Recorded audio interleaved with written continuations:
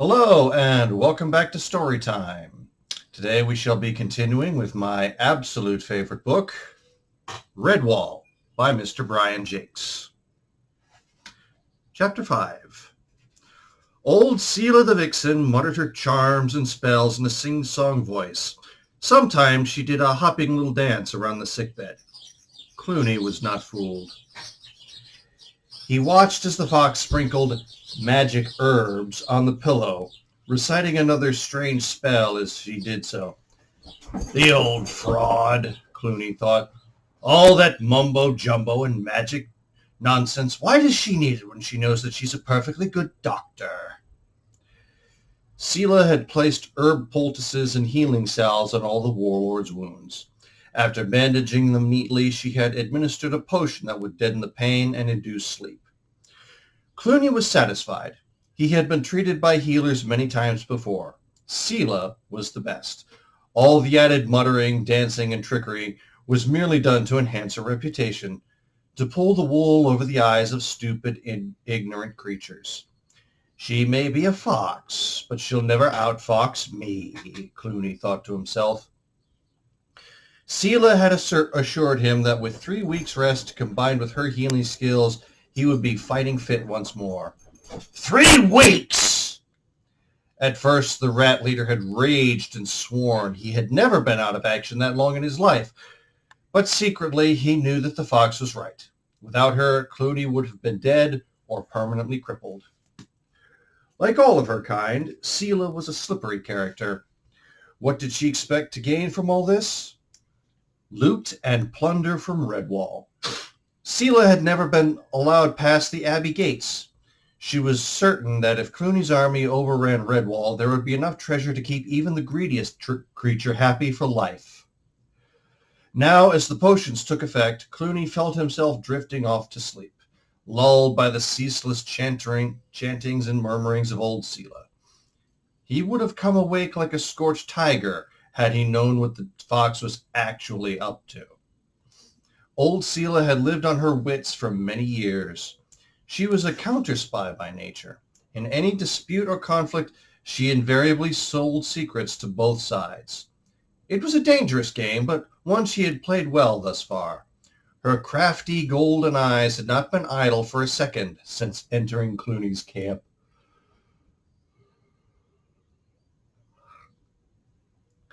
Sela knew exactly how many rats, weasels, stoats, and ferrets were able-bodied enough for combat. Also, she had seen the working party gnawing industriously at the base of a tall poplar. If that wasn't going to be used as a battering ram, then Sela was a trout. And by her own diagnosis of 3 weeks, she knew to the day when the date of the next attack on Redwall would be. The vixen watched Clooney's eyes closing under the influence of her medicine. These warlords were all the same. They never gave credit for brains to anyone except themselves. There the big oaf was, snoring like a fox cub in his earth on a winter's night. She turned to the armed rats who guarded the sick room. She issued orders in a confidential whisper. I want no noise, please. Your chief must have complete rest. Don't let him exert himself. When he wakes, now you'll have to excuse me. She made her way to the door. Fangburn and Redtooth stood barring it. Where do you think you're off to, Fox? Sela licked her lips. She had tried to look kindly but earnest. Actually, I was going back to my den to replenish my stock of herbs. That's if you wished me to treat your leader properly, of course. Redtooth prodded her with a spear. Clooney gave strict orders that you must stay here until he's better. The sly fox blustered. Oh, but my good rats, surely you must realize that I can do nothing without my stock of herbs. Now, please, let me pass. Fangburn shoved her down roughly. Sit down. You're not going anywhere. Sela seated herself. Her mind was racing. Then at least let me go out into the churchyard. I've got to have some fresh air. Besides, I can tell my young assistant what herbs I require, and he can fetch them for me. Redtooth was not convinced.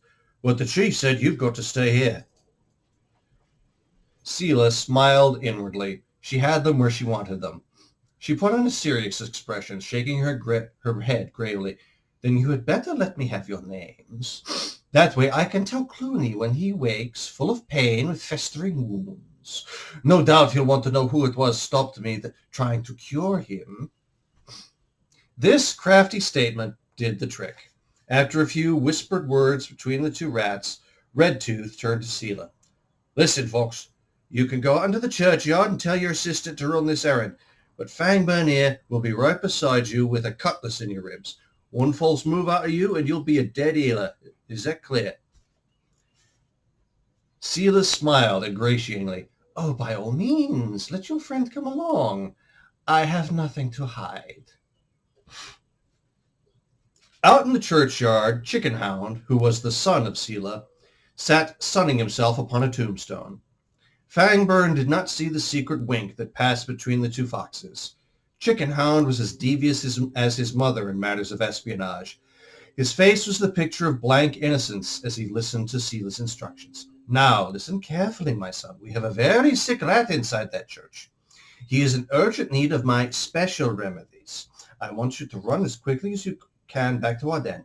Bring me back some snake ward, cuckoo spit, a medium eel skin, 3 fine strips of willow bark. Oh, there's so much to remember. I'd better write it all down for you. Sela turned to Fangburn. Do you carry any writing materials with you, sir? Fangburn spat scornfully at the fox's feet. You trying to make fun of me, healer? What do you think I am? Writing materials. The idea of it. Sela smiled disarmingly. I thought not. Sorry, no offense. I'll just make do with some bark and a bird twig. Where could I obtain such things? Fangburn pointed sullenly with his cutlass. Over there by the cooking fire. Be quick about it. A few minutes later, Sela had presented Chickenhound with a scroll of bark that she had written upon. There, that should do it. Now, hurry along, my son. Don't stop for anything on the way. Isn't that right, Captain? Fangburn puffed out his chest, proud that the fox knew his rank. He pointed a claw at Chickenhound. You listen to what your mother tells you, young fellow. Get back here with the stuff on that list as soon as possible. Be off with you now. The young fox took off like a rocket. Fangburn leaned on his cutlass. That's the way to deal with young'uns. Sela looked at him admiringly. Indeed it is, sir. He never goes that fast for me. It's obvious that you've got an air of command about you. Fangburn colored slightly. This vixen wasn't such a bad creature after all. He gestured modestly to the church with his cutlass. I think it's about time we back inside. Orders, you know. Oh, quite. Can't have you getting in trouble, can we? Said Sela in her most flattering tone. As soon as he was out of sight of Clooney's stronghold, Chickenhound slowed to a leisurely walk. He unfastened the bark scroll and read his mother's message. To the Abbot of Redwall Abbey, I know exactly when, where, and how the hordes of Clooney will attack your abbey. What price will you give me for this important information? Signed, Sela the Vixen. Chickenhound sniggered noisily. He knew precisely what his mother required him to do. He recalled Sela's favorite saying, I've sold hens their own eggs back and stolen the whiskers from farmyard dogs. The young fox ambled along the dusty road to Redwall, the hedgerows echoing with the sound of his sly chuckles. Chapter 6. Cornflower was having a very busy day. Having delivered food to Matthias and Methuselah, she went down onto the ramparts, accompanied by her helpers. They fed the sentries and took back all the dishes. Next, she found herself making an extra 2 trays of food up for Silent Sam's parents. The 2 squirrels thanked her politely and set to with an appetite. Little Sam stood watching them, sucking his paw. Cornflower had a special spot for the baby squirrel. She made up a tray for him, too. She had no sooner finished than Constance called to ask a favor of her. Would she mind making up another 4 trays, 3 for the Vole family who had just returned, and an extra large one for Basil Stag Hare. Cornflower cheerfully obliged. Later, as they all ate, her eyes grew wide with amazement. She had never seen anyone shift such vast amounts of food, not even Constance or Ambrose Spike. They were huge eaters, but mere amateurs compared with Basil Stag Hare. Basil wiped his mouth daintily on a napkin. He had impeccable manners to match his insatiable appetite. He gushed forth praise for the Abbey victuals. "Oh, excellent! Absolutely top hole! Do you know, I'd forgotten how good the old tiffin at Redwall could be. I say, my dear, would you mind refreshing an old bachelor's memory? Another tank of that fine October ale, and perhaps one more portion of your very good summer salad.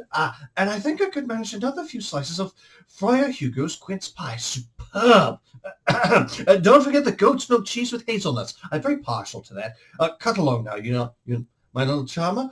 My word, what an attractive young field mouse. Go. Cornflower sent 2 of her helpers. They had to go the long way around to reach the kitchen. Abbot Mortimer had declared the Great Hall and Cavern Hall out of bounds to all creatures, with the exception of those helping Matthias and Methuselah. Below the newly discovered steps, a pair of lanterns cast pools of golden light into the inky blackness. The 2 mice made their way gingerly down the secret staircase. The moles stayed outside, eager to help if they were needed further. The air was chilly but dry. Deeper and deeper the 2 friends went until the steps ended at the beginning of a downward winding corridor. It had been neatly dug and shored up with wooden supports. Matthias suppressed a shudder. How long it had been since any creatures trod this silent, musty passage. He brushed away cobwebs which disintegrated at the touch of a paw. Methuselah held on to his habit. Now they turned left, now right, then another left turn, left again, then right. Methuselah's voice sounded hollow and eerie. The passage was probably dug like this to give it extra strength. Have you noticed, Matthias? We seem to be going downwards still. Yes, we must nearly be beneath the Abbey foundations, Matthias replied.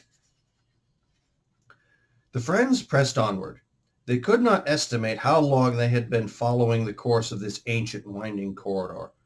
Methuselah had ventured slightly ahead. Now he halted. Aha! This looks like the end of the line, he squeaked. It was a door. Together they inspected it, built of stout timber, banded with iron, beset with florin spikes. The door did not appear to be locked, yet it would not budge. Matthias held his lantern high. Look, there's some writing on the lintel over the door. Methuselah read it aloud. Same as the steps twixt the hall. Remember and look to the center. My password again is Redwall. And that is, you alone are to enter. The old mouse did not hide his disappointment. After all the help and assistance that I've given him, countless hours of study and valuable time, really. His words fell upon deaf ears. Matthias was already counting the florin spikes that were driven into the door. Methuselah feigned indifference, but his natural curiosity soon overcame any chagrin he felt at not being allowed to pass the doorway. Need any help, young mouse? 42, 43. Hush! Can't you see I'm trying to count? Came the reply. The old gatehouse keeper put on his glasses. Well, have you solved the riddle all by yourself? Matthias winked at his companion. Yes, at least I hope I have. There are 3 clues in the rhyme, you see, the same as the steps. Look to the center, and the password is Redwall. Now we must remember that Redwall has 7 letters. If you look at these old-fashioned nails, florin spikes, Methuselah corrected. Yes. Matthias continued. Yes, if you look at these florin spikes, you'll find that they are in rows of 7, same as the number of letters in Redwall. There are 7 rows of spikes going from side to side, and 7 rows from top to bottom, 49 spikes in all. Therefore, the 25th spike up, down, or across is the exact middle spike. The rhyme says, look to the center. That's this one here. As Matthias placed his paw on the spike in question, The door swung creakingly inwards. Both mice could feel the hair standing on their backs as the door opened with agonizing slowness. When it stood fully open, Matthias put his paw around Methuselah's thin shoulders. "Oh, come on, old friend.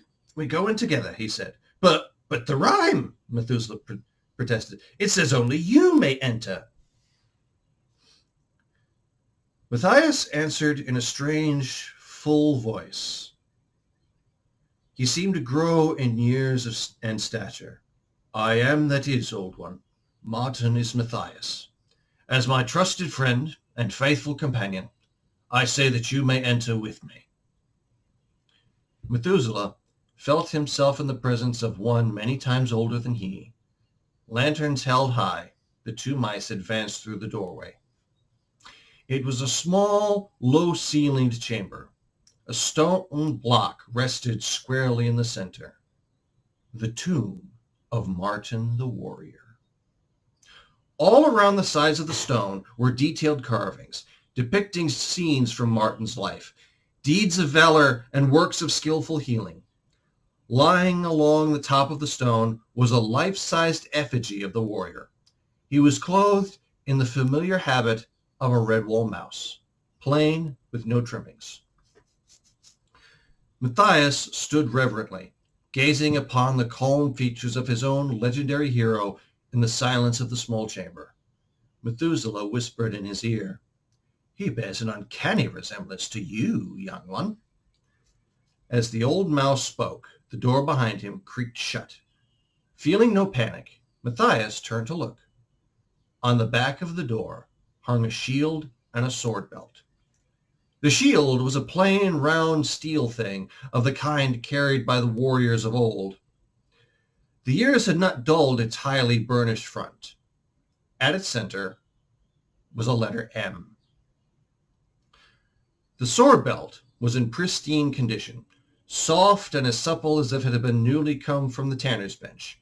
Shiny black leather with a hanging tab to carry a sword and scabbard.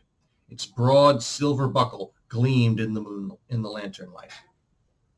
Without a word, Matthias undid his novice's cord girdle. Handing it to Methuselah, he took down the sword belt and buckled it about his waist. The belt fitted it as if it had been made for him. With great care, he lifted the shield from the door and tried it on his arm. It had two grips, one below the elbow and the other for the paw to grasp. It felt oddly familiar to Matthias. There was more writing where the shield had hung upon the back of the door. Methuselah read it. "By the moonlight on that hour, in my threshold space lay me. Watch the beam reflect my power. Unite once more my sword with me. I am that is, stand true for all. O warrior mouse, protect Redwall." As in a dream, Matthias gave the door a gentle tug. It opened. By the lantern lights, the two mice made their way back from the lonely chamber, back to the familiar warmth and cheer of Redwall Abbey, back to the hot June noonday sun. And we shall continue next time.